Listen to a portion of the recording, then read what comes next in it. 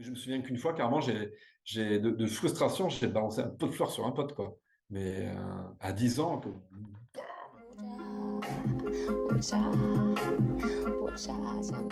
Azef, c'est un podcast de conversation. Il est né d'un lieu mental réel, un lieu qu'on connaît souvent depuis l'enfance. C'est comme un entre-deux. C'est pas l'imaginaire, c'est pas le rationnel non plus. C'est un espace où les idées se créent avant les mots. Certains appellent le monde imaginal.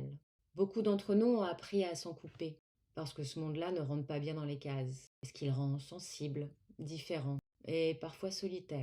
Dans Azef, on parle de ça, de ne pas toujours savoir comment faire avec ce qu'on perçoit. Mais aussi on parle de la créativité qui en découle, des mondes qu'on imagine et qu'on finit parfois par créer. La pensée créative ne progresse pas en ligne droite. Elle bifurque, elle associe, elle explose parfois. Ces conversations vont sûrement suivre ce mouvement. Les personnes qui vont accéder à cet espace connaissent souvent entre elles, sans trop savoir pourquoi, avant les mots, avant les étiquettes qu'on se met. Aujourd'hui, on parle d'intelligence non normée. Avant, on n'avait pas les mots. On faisait juste comme si. Alors, je m'appelle Sébastien.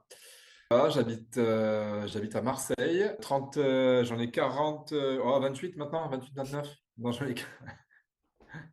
ai 46. Quelle est ta profession actuelle, juste?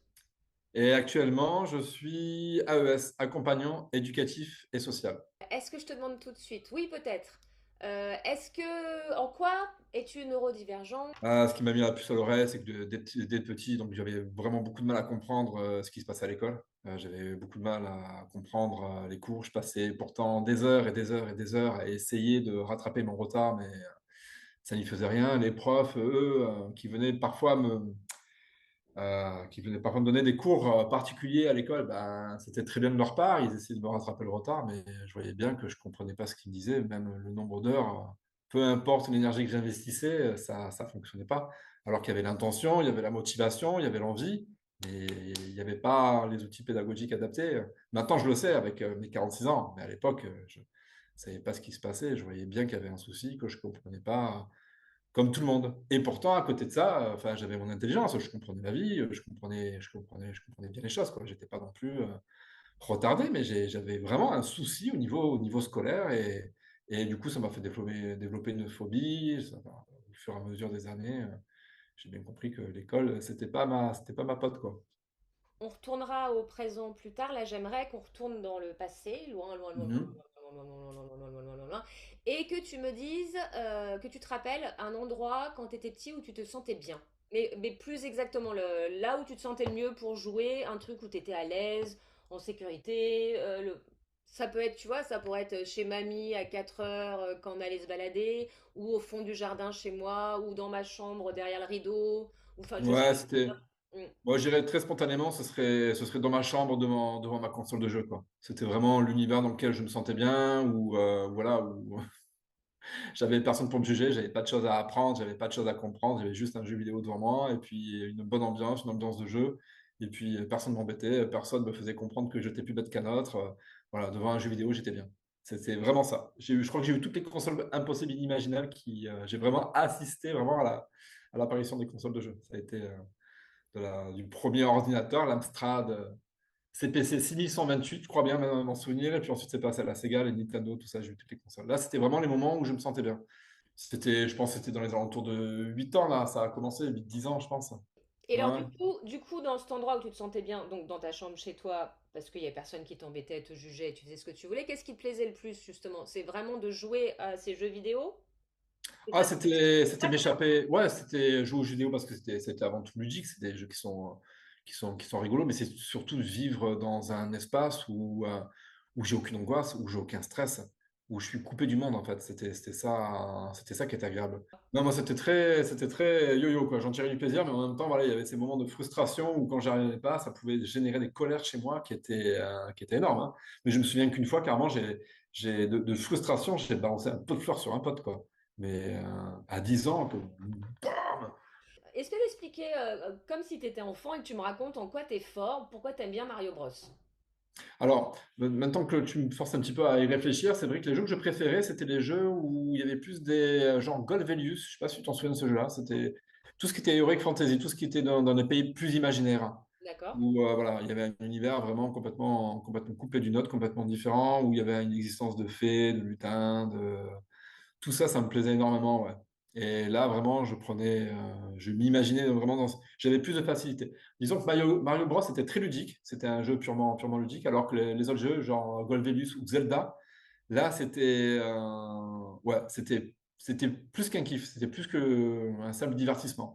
C'était là, je plongeais vraiment dans un univers qui me permettait vraiment d'oublier le mien.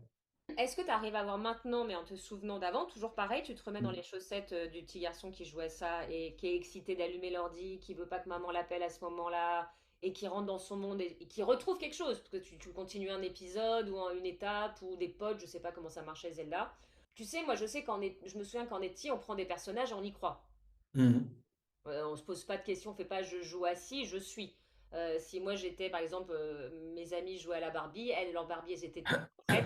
Moi, c'était l'aventurière qui avait des cicatrices, qui se cassait la gueule, et je me prenais pour mon personnage, quoi.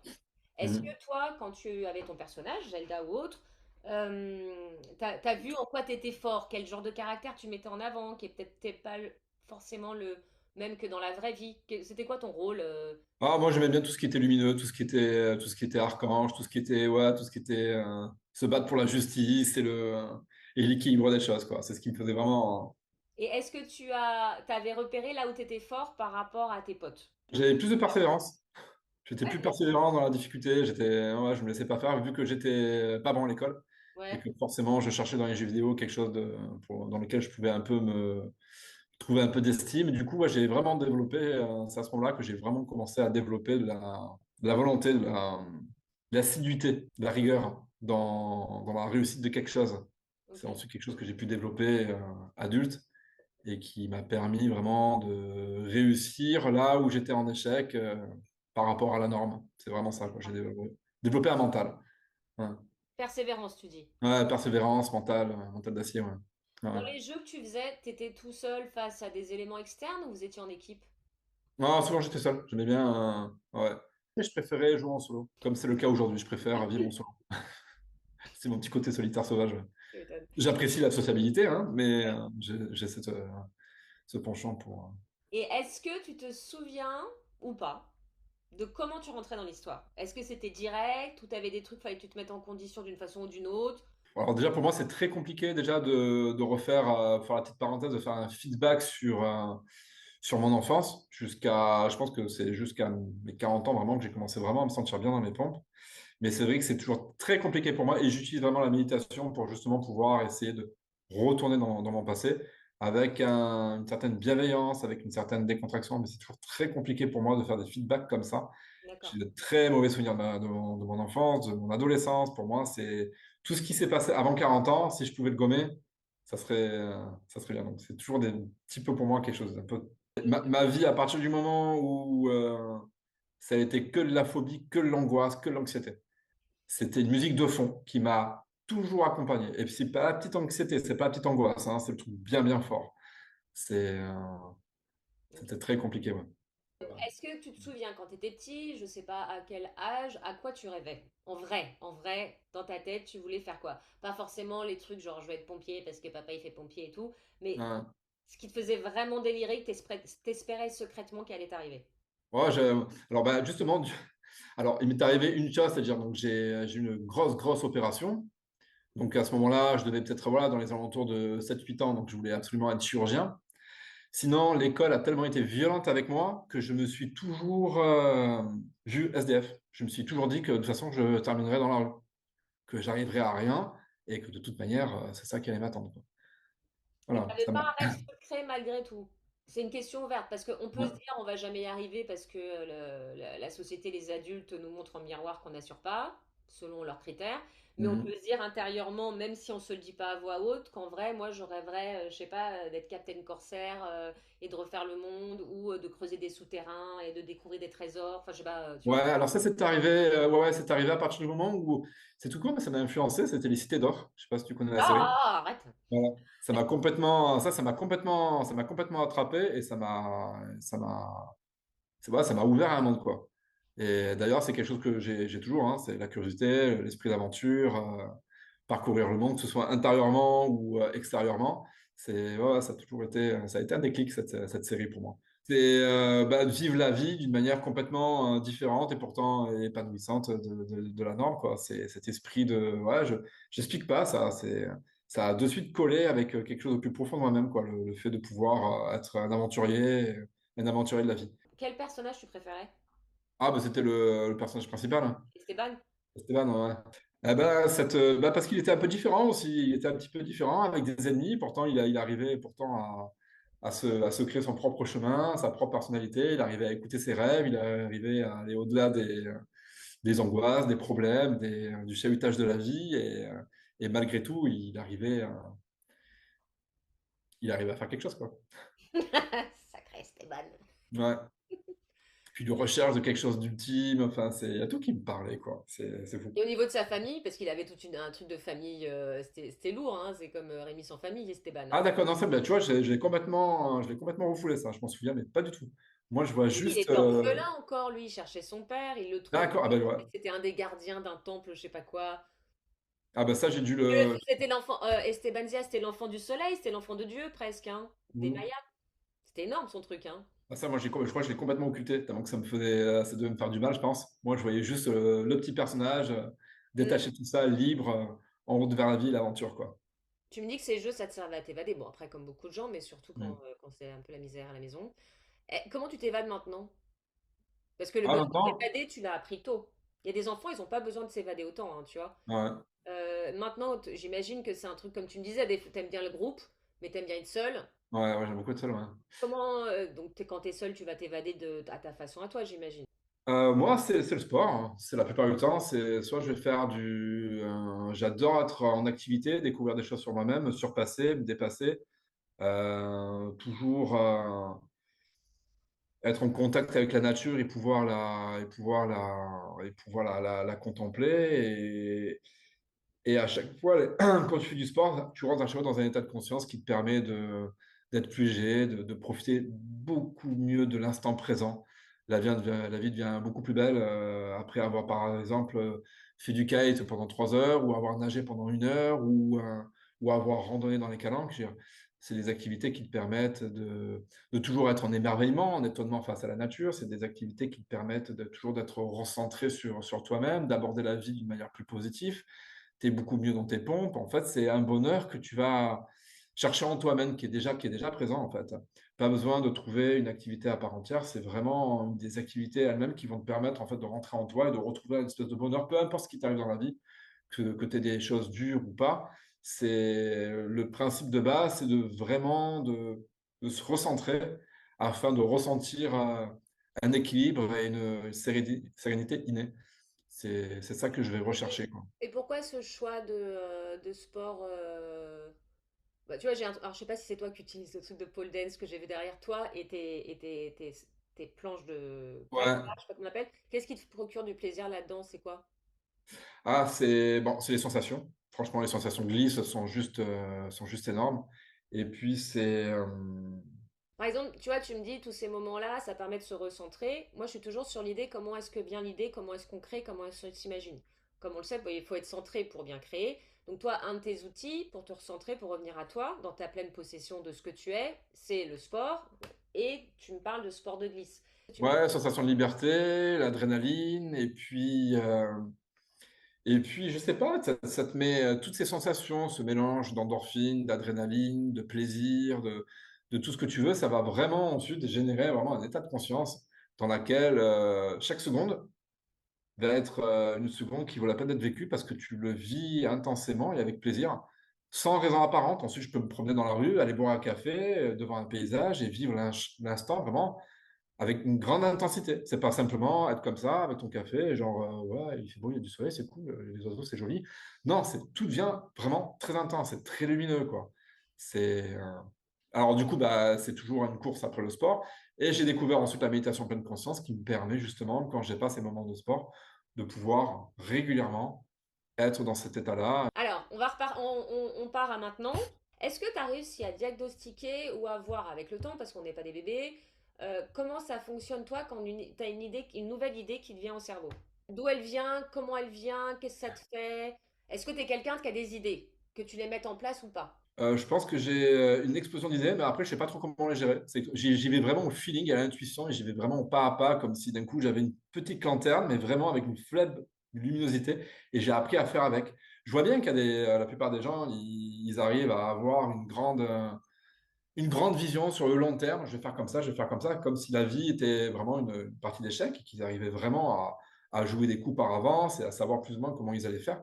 Alors que moi, je suis vraiment avec la petite lanterne et c'est démerde-toi avec. Et parfois, ça me fait un peu flipper, justement, lorsque j'ai une idée d'avancer et de concrétiser. Parce que du coup, comme j'ai une toute petite vision à court terme, je ne sais pas trop comment je vais me dépatouiller pour concrétiser tout ça. Et ça peut être une source d'angoisse et d'anxiété. Mais pour autant, je sais très bien que ben, sur le long terme, ça va apporter quelque chose de positif. Donc maintenant que je suis un adulte mature et construit, voilà, je m'impose le fait quand j'ai une idée que je pense être bonne, ben voilà quoi, je me donne des coups de bâton et j'y vais et on verra bien comment ça marche. Mais j'ai beaucoup de mal à intellectualiser, à conceptualiser et à construire les choses d'une manière dite normale, on va dire. Je vais beaucoup au feeling et à l'intuition, ouais.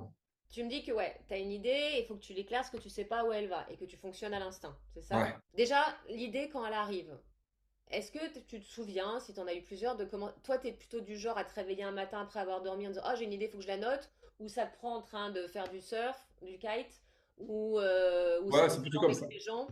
Oui, c'est plutôt comme ça, plutôt en train de faire du sport, plutôt en train de faire du kite pendant ma session. Je vais pouvoir penser aux choses d'une manière plus sereine.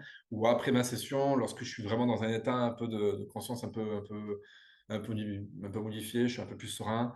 Et il va falloir plusieurs jours, plusieurs sessions pour pouvoir justement avoir certaines idées et savoir comment je vais les concrétiser. Ouais.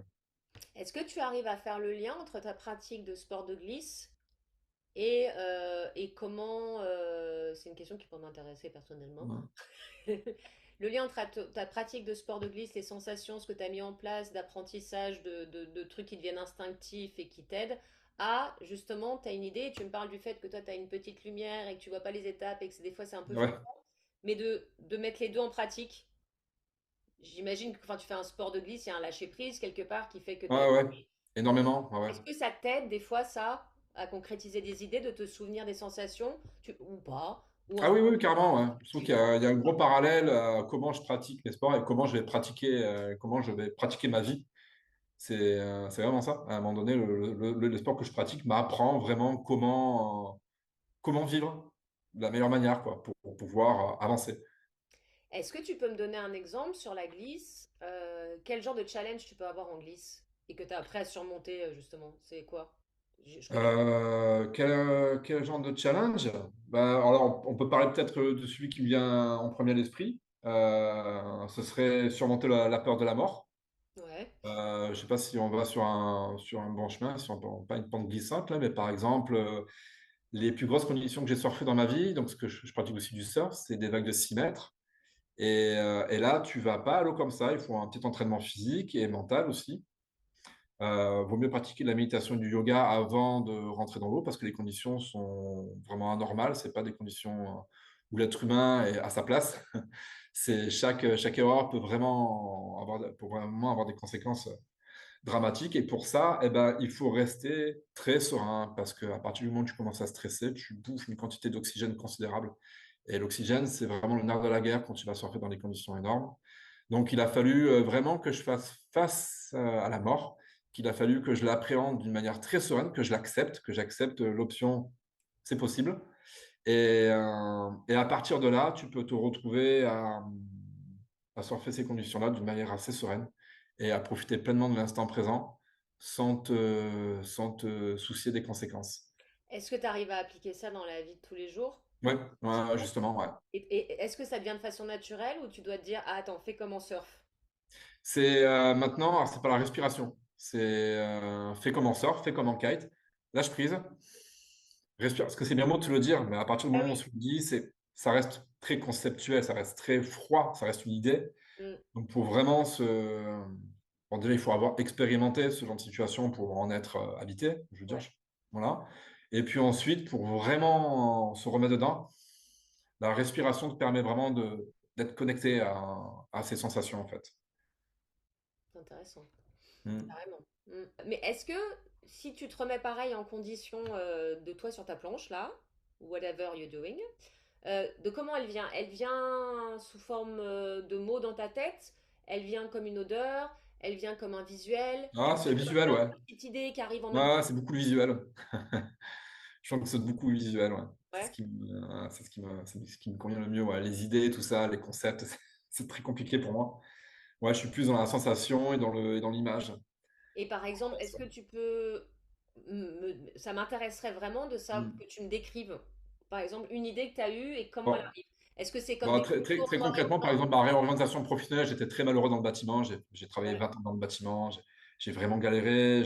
Et j'ai vraiment. Enfin, j'ai plus accentué mon état d'angoisse et d'anxiété dans le bâtiment qu'autre chose. Mais bon, quand on est un homme et qu'on n'a pas de diplôme, qu'on a 10 doigts et des muscles, ben, le bâtiment, c'était plus simple. Et là, du coup, ben, je me suis à un moment donné, c'était vraiment un stade vraiment de, on peut appeler ça aujourd'hui, ce qu'on appelle un burn-out. J'étais vraiment dans un état de fatigue, fatigue intense et je pouvais plus du tout aller au travail. Ben là, je me suis vu, ben, pourquoi pas travailler dans le médical. Je me suis vu avec ma blouse, et tiens, et pourquoi pas travailler Ah, dans le médical. tu t'es vu avec ta blouse, c'est Ouais, ça? voilà, c'est plus, moi, c'est vraiment dans le visuel, quoi. À un Du moment, coup, tu t'es vu genre dans le big gym de l'infirmier. voilà, c'est ça, habillé en blanc, m'occuper des gens. Et je me dis, putain, mais ça serait bien, ça, en fait, de travailler dans le Donc, médical. c'est un C'est flash bien. visuel. Flash visuel. Ouais, c'est plutôt les pages visuelles. Ouais. C'est comme ça que que mes pensées vont venir. Ouais, c'est toujours accompagné de scènes, en fait, ouais, Ouais. cinématographiques. Et tu me dis, ouais, ça pourrait être bien, faire du bien. Est-ce que tu as un flash visuel plus une sensation? Tu sais, quand tu fais du bien aux gens, Mhm. euh, moi j'ai remarqué par exemple, j'ai appris à faire des séances d'hypnose. Et donc j'ai pratiqué un moment pour m'entraîner. J'en ai pas encore fait un métier, mais c'est une pratique qui est super intéressante. Et je me souviens me parler avec d'amis en me disant, outre l'état d'aider des gens, de les guider sur whatever ils ont à faire, moi, ça m'a apporté en termes de sensation une ouverture du cœur à chaque fois. Mhm. Et plus je bossais en hypnose, plus j'étais alignée avec le cœur ouvert. Je me disais, oh là là, mais c'est tout Ouais, bête. ouais. Ce truc. Est-ce que toi, quand tu as eu par exemple ton flash Bee infirmier, Big Jim. C'est bien ça. tu as eu une sensation aussi de ce que ça... Est-ce que tu as eu une sensation physique de ce que ça fait du bien d'aider? Ou c'était Ah juste... oui, oui, oui, de suite, je me suis dit que ça allait être ma voix, quoi. De suite, j'ai senti un truc, un alignement, comme quoi ça allait être quelque chose fait pour moi. Je savais pas du tout. Alors, du coup ben là, bien sûr, source d'angoisse et d'anxiété, parce que au niveau comment concrétiser le truc, je suis toujours là avec ma petite chandelle, à avoir même pas un mètre autour de moi, à me dire, mais comment je vais faire? Et au final, eh ben, ça a été lâchage en mode, OK, ben, fais les choses comme il faut faire, envoie des CV, envoie de la démotivation. J'en ai envoyé 60. J'en ai envoyé une soixantaine. Là, je suis retombé sur mes mails, justement, là, il n'y a pas longtemps. Ça m'a bien fait rire. Et sans diplôme, sans rien du tout. Alors, j'ai commencé au début, je me suis dit, bah tiens, je vais commencer par le commencement. On va voir au fur et à mesure par le service à la personne. Aller chez les gens via une association, faire du repassage, faire de la cuisine. Tant pis, c'est pas grave. C'est pas mon truc, mais je vais quand même passer par là. Et Bravo. puis, j'ai commencé à faire ça. Je suis allé chez les petits vieux, faire le repassage, faire la cuisine, faire les petites courses. Et ben, ça m'a plu, mais monstrueux, quoi. C'était de suite, je me suis dit, putain, mais j'en suis là. Je ne suis pas encore vraiment dans le nerf de la guerre, dans le médical pur et dur. Je suis dans l'accompagnement et j'adore ça, quoi. Et ça me fait un bien de fou d'être là pour les gens et de leur filer un coup de main. Et là, voilà, première étape, ça a été ça. Donc, très facile, pas de diplôme, accompagnement à la personne basique, on ne demande pas de diplôme, juste d'avoir un permis de conduire et d'avoir la capacité d'aider les gens, hein, d'aller faire des courses, de faire du repassage. Ça m'a fait bizarre de faire le repassage pour un petit. Mais bon, voilà, je suis passé par là. Et là, du coup, déclic, je me suis dit, OK, ça c'est pour moi. Je bouge plus. On arrête de se chercher à droite, à gauche. Voilà, l'humain, c'est mon truc. Après, donc, j'ai travaillé un an là-dedans. Je me suis senti légitime de postuler ensuite pour voilà, une soixantaine de structures médicalisées. On appelle ça des femmes, des foyers d'accueil médicalisés. Et là, il y en a une qui m'a répondu au bout de quelques semaines sur les 60 auprès desquelles j'avais postulé sur Marseille, à Château-Gombert, c'était pour les autistes. Et là, pareil, j'ai marché à l'intuition, au feeling. J'ai expliqué ma vie, j'ai expliqué mon passé lors de l'entretien d'embauche, hein. C'était un entretien d'embauche complètement farfelu. La directrice n'avait jamais vu ça. J'ai dit, ouais, moi, j'ai rien à vous apporter, j'ai pas de diplôme. J'ai juste mon bagage, ma vie. Et si je suis là devant vous, c'est pas une coïncidence. C'est parce que, voilà, vulgairement parlant, bah, j'en ai chié jusqu'à maintenant. Aujourd'hui, j'ai découvert ma vocation. Moi, il y a une lumière qui s'est allumée. Aider les gens, c'est, c'est ce que je veux faire de ma vie. Donnez-moi la chance de concrétiser ça. Voilà. Et ensuite, je pourrais passer un diplôme. Je pourrais vraiment me professionnaliser, mais donnez-moi la chance de. La personne en question a été hyper réceptive. Elle m'a dit, votre profil, c'est tout ce qu'on cherche.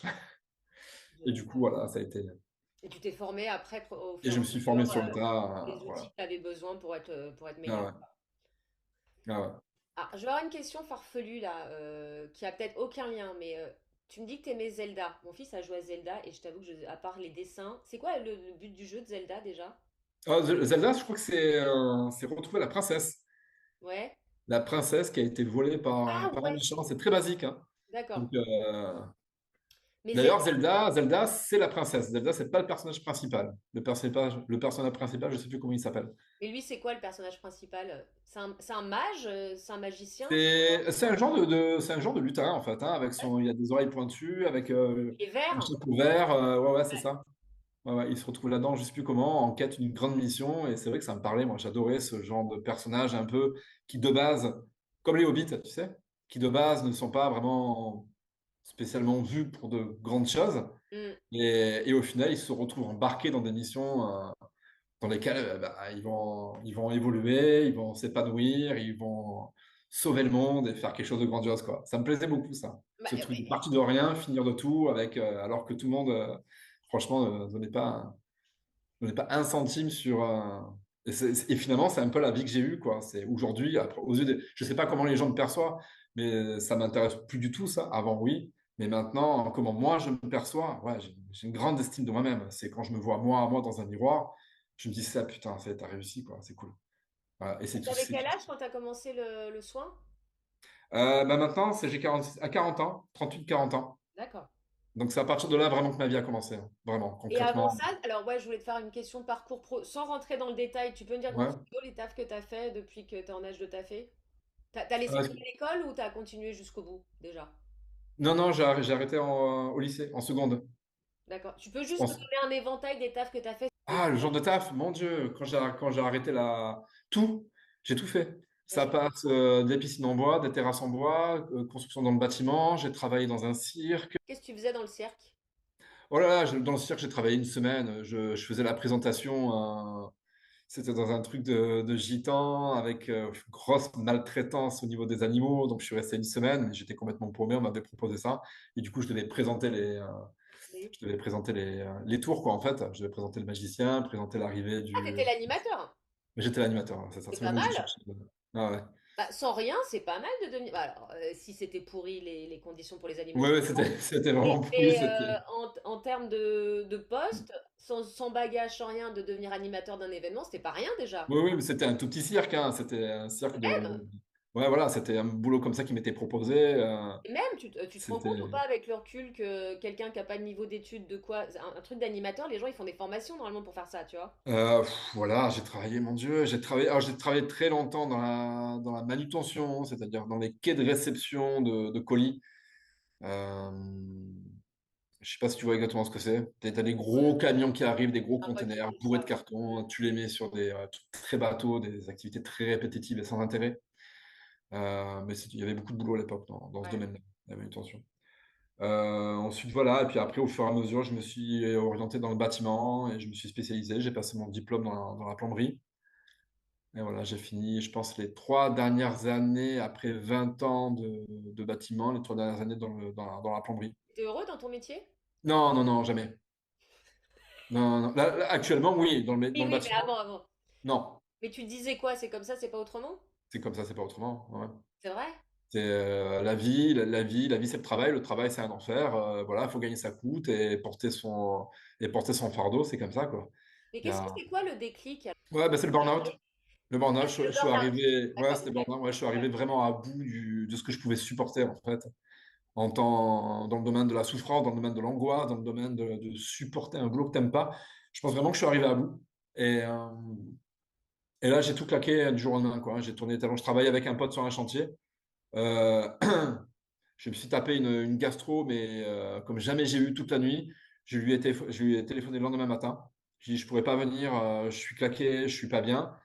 C'est vraiment le bâtiment, c'est un milieu qui est très froid, qui est très dur. Autant physiquement que psychologiquement. En tout cas à Marseille, tu abordes vraiment la misère sociale. Tu débarques sur les chantiers à 6 heures du matin, les gens ils sont déjà avec leur 8-6. Et à savoir qu'avant leur 8-6, ils ont déjà commencé 4-5 heures, hein. Ils se sont réveillés pour déjà commencer à picoler, ils arrivent bourrés sur les chantiers. Donc c'est vraiment un métier qui est très dur et tu vois vraiment une misère sociale, tu vois beaucoup de trafic d'humains, hein. Il y a beaucoup de gens qui viennent de pays sans papier et qui sont exploités à 10 euros les 10 heures de travail. Tu vois des trucs incroyables. Donc tout ça, ça a participé. Et un matin, ben voilà, après cette nuit de gastro, je me suis réveillé en disant, ben, je vais pas pouvoir bosser, là, je suis pas bien, mais sur tous les plans. C'est très violent le bâtiment, c'est très très violent comme mentalité, hein. Et puis il faut faire des chantiers, il faut que l'argent rentre, ça rend fou les gens. Et là, ce jour-là, je me suis dit, stop. Je sais pas comment je vais payer mon loyer à la fin du mois, je sais pas comment je vais faire, mais j'arrête de bosser totalement. On verra bien. Et, euh, Bah, t'as bien fait. et voilà. Comme quoi, faut toucher le fond du fion. Ah ouais, là, c'était vraiment le fond du fion de l'humanité, de la décrépitude, de tout. Vraiment, c'était là, j'étais. Alors, pas besoin de, j'imagine, hein, pas besoin de toucher le fond à ce point-là pour rebondir. Franchement, je crois que j'ai mis trop de temps. Voilà, et comme je suis quelqu'un d'assez sauvage et solitaire, je pense que j'avais pas assez de gens autour de moi pour me dire, eh oh, là, arrête, arrête, avant que ça parte en couille. Pas nécessairement besoin d'aller aussi loin pour Ouais. rebondir. C'est dommage parce que tu perds des plumes et tu t'abîmes un peu, quoi. Mm. Mais Ok, merci.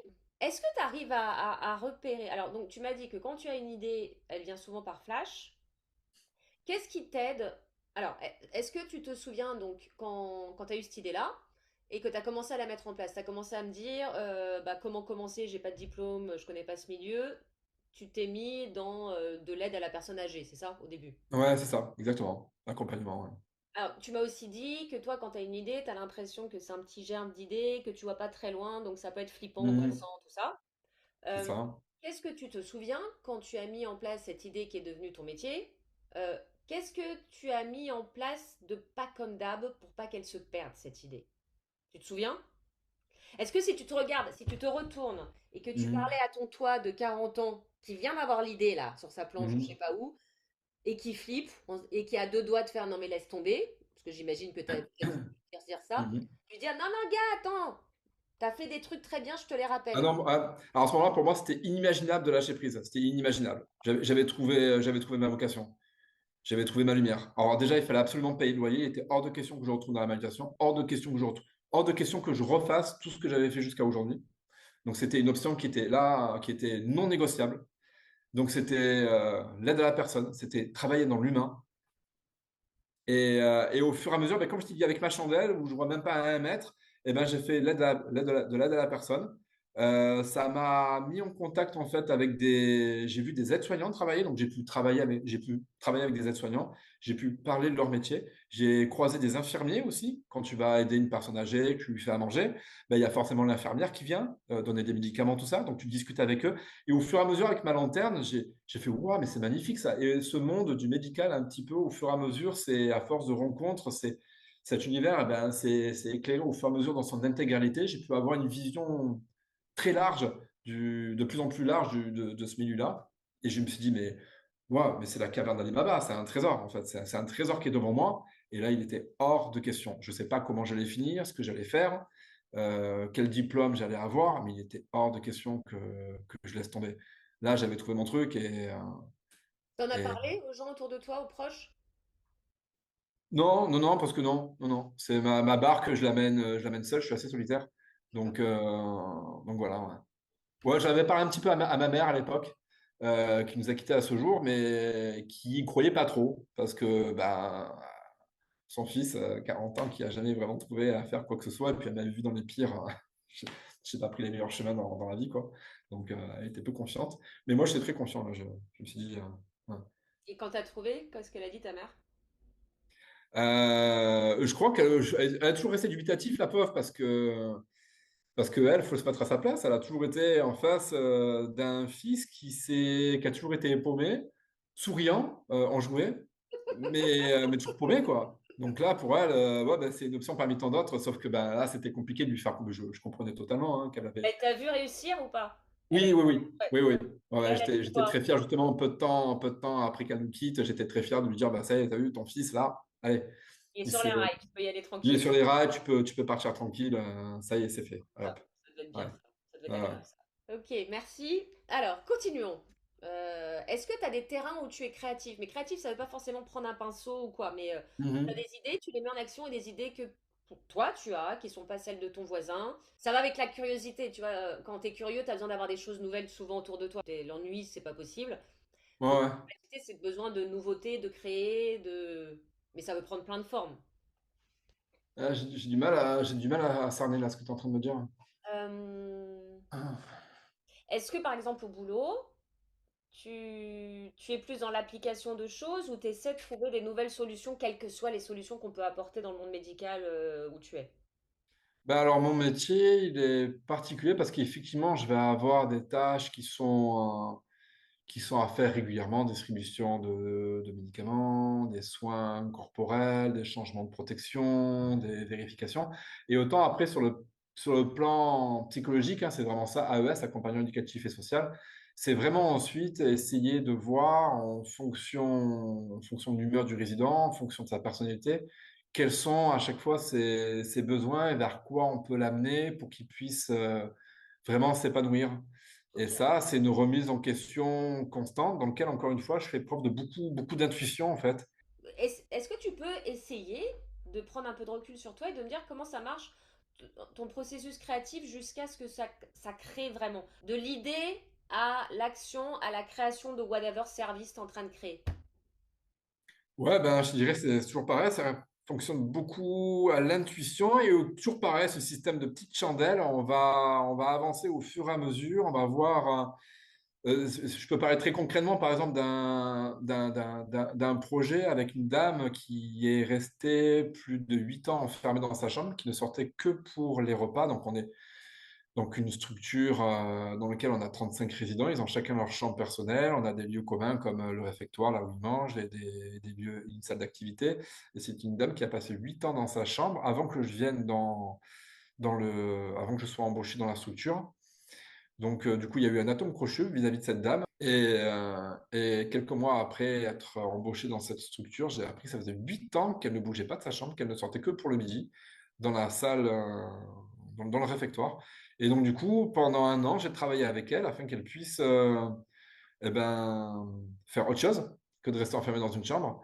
Et là, eh ben, j'y vais au feeling, en fait. J'y vais à l'instinct. Ma mission à moi, c'était de la faire sortir, en fait, de lui faire reprendre des activités. Alors, certes, elle était en situation de handicap relativement lourd. C'est quelqu'un qui a fait un AVC avec de grosses difficultés d'élocution, sur un fauteuil roulant manuel, pas électrique. Donc, ça veut dire qu'elle a quand même un minimum d'autonomie physiquement. Et pour moi, le but, c'était de la faire sortir. Et comment je vais m'y prendre? Ah, j'en sais rien. J'ai même pas de base en psychologie, j'ai pas de base en psychiatrie. La psychologue qui s'occupe d'elle depuis 8 ans, elle tourne en rond. Les AES et aides-soignants qui s'occupent d'elle depuis 8 ans, ils tournent en rond. Comment je vais faire? Mais je sais pas, au fond de moi-même, là, contrairement à toutes ces années depuis 40 ans où j'ai jamais été capable de quoi que ce soit, et à l'école et dans le bâtiment, là, ben, dans le médical, je me sens capable, mais c'est pas de l'ego, hein, c'est pas de moi, je suis plus fort que les autres. Non, non, c'est très personnel, c'est très humble. Moi, je suis capable de ça. Je le sens, cette femme, je peux l'aider et on va y aller à tâtons avec ma petite lampe. Ben tiens, aujourd'hui, je vais la voir et on verra bien où mène la discussion. Et puis, je discute avec elle. Et je sais pas du tout où je vais aller. Je vais pas la faire chier avec. Et vous savez, hein, faut pas rester dans la chambre. Il faudrait penser un peu à sortir parce que tout le monde lui a sorti ça à toutes les sauces. Ça marche pas. C'est Ah non, ça marche pas. c'est comme dire à un cul de jatte, oui, je sais que tu n'as pas de jambes, hein, mais il faut quand même sortir. Hein, ça te Ouais. fait du bien de prendre l'air. Donc, bah, non, ça sert à rien du tout. Et puis, au fur et à mesure, eh ben, en fait, eh ben, qu'est-ce qui s'est passé? On a créé un lien sans que je le calcule, en fait, hein, sans que je m'y attende. Elle a commencé à parler musique. On a eu beaucoup de points communs niveau musique. On a eu beaucoup de points communs. Donc, elle me faisait découvrir des groupes. Je lui faisais découvrir des groupes. Et voilà, toujours en y allant à tâtons. Et puis, un jour, bah, je me suis aperçu que je pouvais lui parler un peu plus brut de décoffrage en lui disant, bah, écoutez, madame, maintenant qu'on se connaît bien, il faut que je vous le dise, hein, votre vie, vous êtes en train de la foutre en l'air. vous êtes jeune, vous êtes en bonne santé, certes, vous êtes en situation de handicap, votre vie, vous allez peut-être la vivre différemment, vous avez une vie à vivre, vous avez des bonheurs à vivre, même si ce ne sera pas de la même manière qu'avant. Maintenant, votre vie, elle est précieuse, elle est belle, vous avez encore plein de moments de bonheur à vivre et vous êtes en train de pourrir dans une chambre. C'est vraiment insulter la vie, c'est insulter la chance que vous avez. Il y a plein de gens qui, avec votre traversée, Tu as qui dit ça? finissent. Ouais, ouais, ouais. Ah oui, là, tu voulais la secouer un peu, là. Ouais, ouais, je voulais la secouer, exactement. Ça faisait déjà 1 an que je travaillais avec elle, 1 an que je lui proposais des sorties, 1 an que je lui...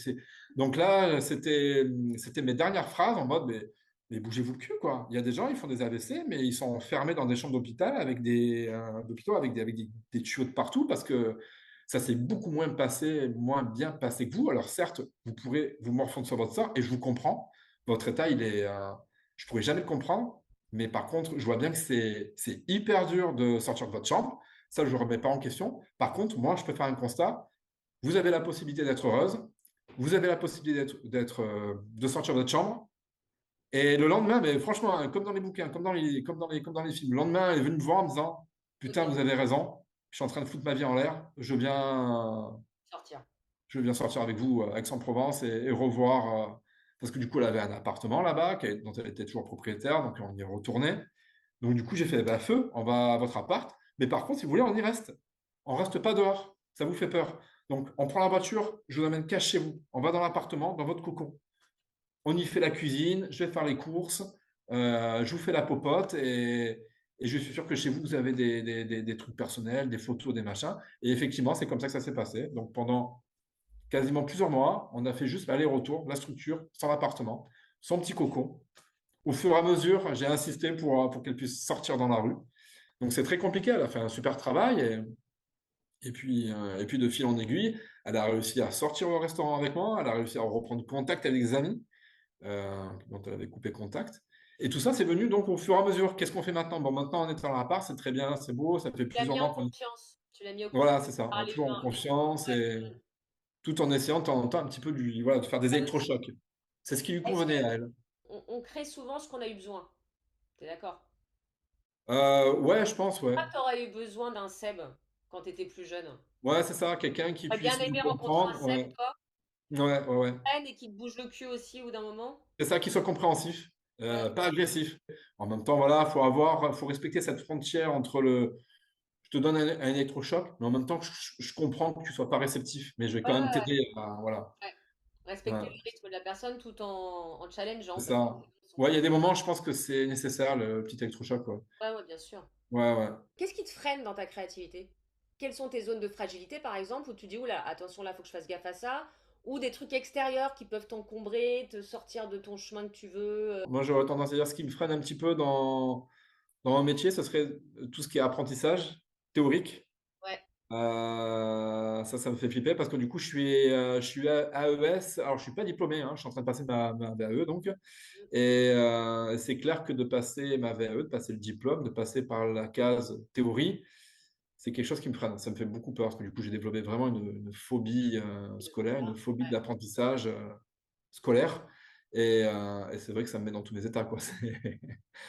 Là, par exemple, passer ma VAE, AES ou aide-soignant, ça réglerait pas mal de problèmes financiers. Ça me D'accord. permettrait de gagner mieux ma vie, ça me permettrait de travailler plus en intérim en plus de mon boulot, tu vois. Donc ça me donnerait vraiment des clés pour encore un meilleur confort. Et je suis, mais Pétard. ah, c'est encore un peu dur pour On va moi. être très fier de toi quand tu auras réussi, tu auras bouclé une boucle. Quelle place? Est-ce que toi, tu peux me pondre quelque chose de structuré?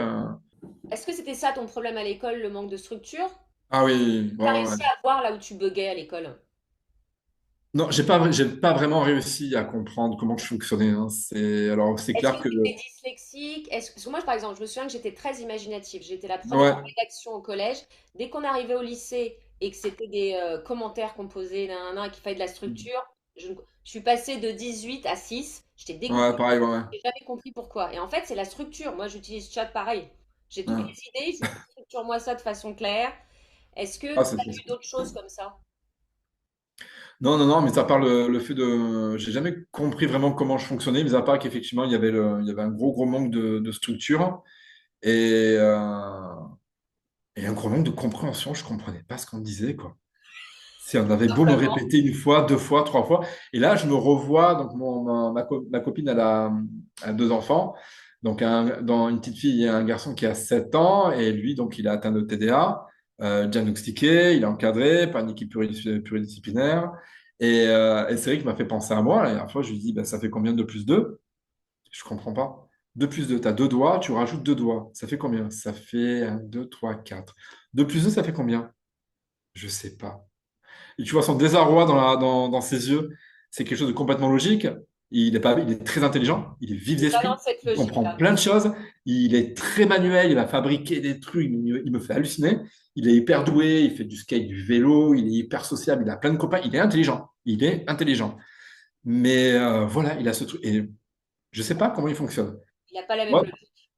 voilà. Tout ce que je sais, c'est que dans ces cas-là, il faut y aller. Il faut pas s'énerver. Il faut le comprendre, il faut l'accepter. Et rien que le fait qu'il se sente accepté et compris, déjà, tu as fait 90% du boulot pour qu'il puisse voilà, avancer dans ses devoirs et essayer de faire quelque chose avec le peu de choses qui.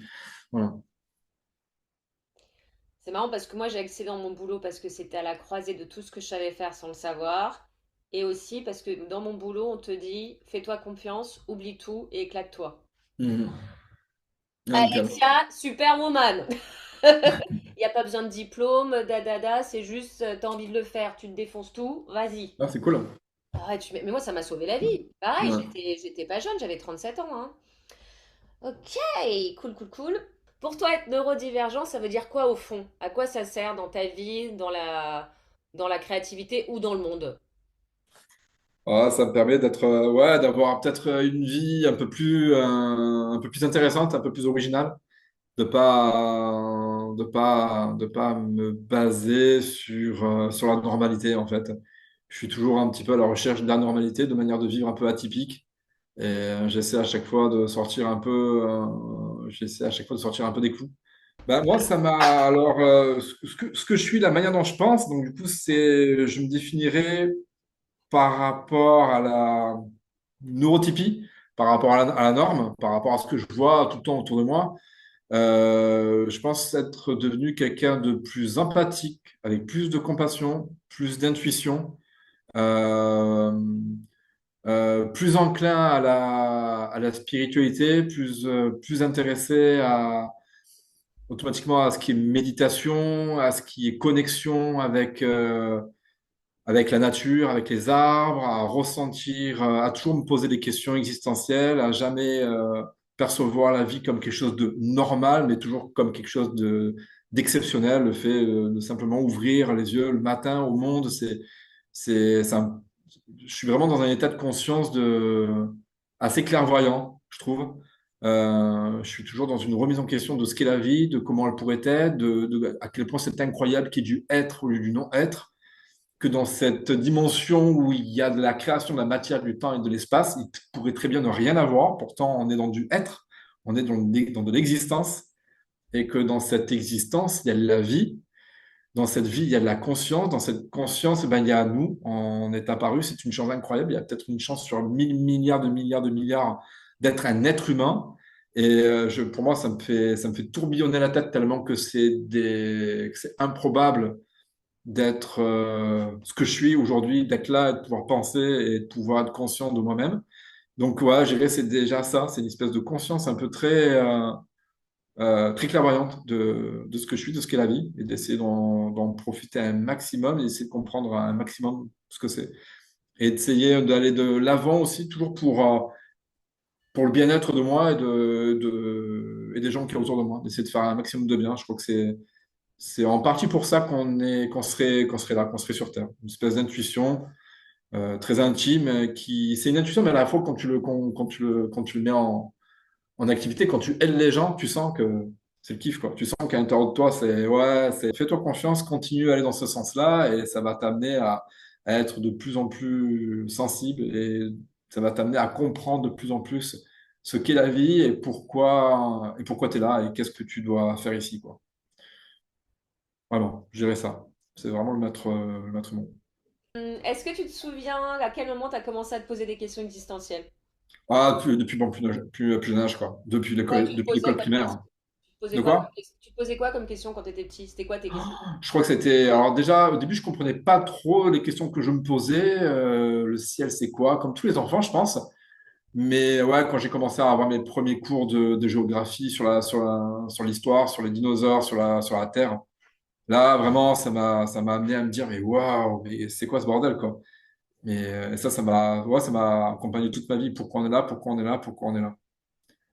Depuis tout petit, depuis l'école primaire. Et t'adorais l'histoire et tout ça, mais t'avais des mauvaises notes. C'est parce que c'était. Ouais, ouais, c'est ça. Ouais, ouais. Mais t'adorais ça sinon. Bah, Ah, ouais, j'adorais ça. Ah oui, j'adorais. J'adorais écouter. Et j'adorais écouter tout ce qui était au niveau de l'histoire, de géographie, tout ce qui était au niveau de l'âge préhistorique, de tout ce qui était l'histoire, en fait, de la Terre. Ça, j'adorais ça. Que ce soit les hommes préhistoriques, que ce soit les dinosaures, que ce soit la création de la Terre, la création des volcans. C'était un surkiff. Même les maths, hein, j'aimais bien toutes les matières, hein. Sauf que j'avais du mal à comprendre, à retenir, à mémoriser, quoi. Mais mes matières préférées, c'était tout ce qui concernait la création de la Terre. d'accord. Ça me permettait de. Merci, merci. Si les personnes autour de toi pouvaient comprendre une seule chose essentielle qui permette de mieux fonctionner avec toi, qu'est-ce que ça serait? Avoir plus de patience et me laisser le temps, sans générer de la frustration chez eux, me laisser du temps pour comprendre et analyser ce qu'ils me disent concrètement au travail. Et si par exemple il y a un plan de travail, qu'on me laisse un peu le temps de mettre en œuvre pour que je sois un peu plus fluide, un peu plus organisé, pour mettre en place ce qu'on me dit de mettre en place. Voilà, c'est allez-y, cool les gars. C'est pas parce que je mets plus de temps que les autres à mettre en place ce que vous me demandez que c'est parce que je veux pas travailler ou j'ai un peu de mal, j'ai un peu de mal à mettre en application tout ça. Il faut que mon cerveau euh, tranquillement se mette au diapason et, euh, et c'est cool quoi, tranquille. Ça va venir, mais soyez patient. Qu'est-ce que tu as besoin au début, toi, alors? Ouais, j'ai besoin de temps avant de pouvoir vraiment maîtriser mon environnement, quoi. J'ai besoin de temps pour pouvoir vraiment analyser ce qui se passe autour de moi, familiariser pour pouvoir ensuite m'y sentir à l'aise. Ouais. D'accord, donc tu as besoin de temps d'infusion. Tu m'as dit Mm. avant que tu avais besoin de liens humains, vraiment. Ouais, d'empathie, d'altruisme, d'empathie, de compassion. Ouais. C'est vraiment c'est vital. Hein. Pour moi, c'est primordial. Autant je peux être très solitaire et sauvage, et je suis, mais je me suis à moi-même d'une excellente compagnie, et vraiment, je me sens terriblement bien avec moi-même, n'importe où. Mais là, par exemple, tout à l'heure, je vais aller boire un café au bord de mer. Mais la solitude, je vais pas la subir. Hein. C'est pour moi, là, je sais pas ce que c'est que la solitude. Je vais être bien, quoi. Je vais être bien avec moi-même. Je vais être pas seul. Je vais être dans une ambiance. Et autant, j'ai besoin de ces moments au travail où je suis en contact, où je vais donner de moi-même et les gens aussi vont me donner de moi-même. C'est toujours agréable de voir les résidents venir vers moi et me saluer. Ah, comment tu vas? Et être content de me voir. Et Ok. on va dire que j'ai besoin de 10-20% de sociabilité et machin. Et c'est vrai que Mais de vraie 80. sociabilité, pas de fausse sociabilité. Tu as besoin de Ouais, ouais, par contre, il me faut du vrai. Ouais, ouais, il me faut un du vrai. truc authentique, ouais. Ouais, et justement, là, on touche à un sujet. J'ai du mal avec les, euh, les soirées mondaines où on parle, les discussions un peu superficielles. J'ai du mal. Par exemple, les soirées, pour moi, c'est très compliqué. Par exemple, d'ailleurs, j'ai arrêté d'aller en soirée parce que déjà, trop de monde, trop de facteurs à prendre en compte, c'est trop fatigant. Et puis, ces codes sociaux où on parle un peu de tout, de rien, j'ai beaucoup de mal. Et je dis pas que c'est pas bien, mais moi, j'ai beaucoup de mal avec ça, en fait. J'arrive pas à rentrer dedans. Et donc, du coup, je préfère m'en éloigner, puis ce serait bien comme ça. Mais c'est vrai que quand je rentre en interaction avec des gens, j'aime bien rentrer en interaction ouais, avec des vrais. Pour de vrai. Ouais, pour de vrai. Je sais pas si c'est une qualité ou un défaut, mais avant, j'avais beaucoup de d'ego, genre oui, mais dans la vie, ça sert à rien de parler aux gens si c'est pour rien dire, la pluie du beau temps, alors que bah non, avec du recul, Ouais. non, en fait, je suis juste différent. En fait, moi, personnellement, c'est pas mon truc, j'y arrive pas. Mais les gens ont l'air très heureux comme ça et ils ont l'air de passer de très bons moments, quoi. Donc, ouais, je pense qu'avec la maturité, tu vois, il y a une espèce de maturité qui se met en place. Et oh, c'est bon. Calme-toi. C'est pas parce que t'es pas comme tout le monde que t'es meilleur, en fait. Mais pendant un moment, ouais, je pensais un peu comme ça, c'est chiant. Ça fait voir les gens inférieurs alors que c'est bidon, quoi. On n'est pas bien supérieur aux gens. Hein, donc, voilà. Ça vient avec le temps. Bravo, j'aime beaucoup. Ouais. Je suis en train de faire check pour ma conclusion. Parfait. Merci en tout cas. Avant de se De rien, quitter, avec plaisir. est-ce qu'il y a un petit truc qui t'a surpris, amusé, éclairé dans tout ce que tu viens de raconter depuis une heure? Un truc avec lequel Euh, tu repars. non. Peut-être que tu me le diras plus tard quand tu auras déposé. Ouais, ouais, Il y ouais. a un truc avec lequel tu repars. Ouais, non, peut-être là, à chaud comme ça, j'aurais un peu de mal. Parce que là, du coup, ben, là, je t'explique un petit peu comment ça se passe dans ma tête. Là, on a tellement parlé, D'accord? on a tellement que du coup, j'ai une espèce de brouillard, quoi. D'accord. C'est très Là, compliqué pour moi de. là, je te demande de structurer et c'est vraiment pas le moment. C'est ça, ah, exactement. Et je fais pas exprès, quoi. Et c'est ce que Non, j'ai mais je envie de dire aux comprends. gens autour de moi, mais je te demande quelque chose, pourquoi tu me le donnes pas? Ouah, dans la manière dont je fonctionne, pour moi, alors heureusement que ma chérie, elle a compris, enfin, ça y est. Bon, elle savait très bien comment j'étais un peu avant, mais en pratique, c'est toujours différent, mais ça y est, elle a Ah oui? compris. Et maintenant, elle sait qu'il y a des moments où il faut pas. Elle me parle, mais j'arrive pas à percuter ce qu'elle me dit. Et ok, bon, t'es là? Non, je suis pas vraiment là. Bon, ok, ça va. Dans un quart d'heure, je reviens. Je te laisse Et revenir ouais, et c'est aussi tout à simple l'heure. que ça, en fait. C'est aussi Et simple que ouais. ça. Bah, pour l'instant, t'es plus là pour faire de la conclusion. Ouais, c'est très compliqué. Ouais. C'est une espèce de gros marshmallow là, que j'ai dans la tête. Il y a eu beaucoup D'accord. d'idées, il y a eu beaucoup de choses, il y a eu beaucoup de ressentis aussi. On est allé un peu dans mon enfance, donc il y a eu des angoisses, des inquiétudes qui sont ressorties aussi. Donc il y a, ouf, c'est tout en mouvement là. Usa, usa, usa, usa, usa,